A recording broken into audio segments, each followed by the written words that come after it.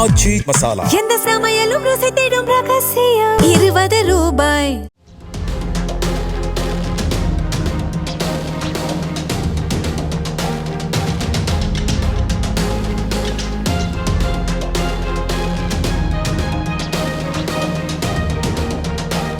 சென்னை பெரம்பூரில் பள்ளிகள் அமைந்துள்ள பகுதிகளில் மாணவிகள் முன்பு இளைஞர்கள் சிலர் பைக் சாகசங்களில் ஈடுபடுவதாக சமூக வலைதளம் மூலம் கிடைத்த தகவலின் பேரில் சென்ற சிங்கப்பெண் அதிரடி படையினர் 3 இளைஞர்களை பிடித்து காவல் நிலையத்தில் ஒப்படைத்தனர்.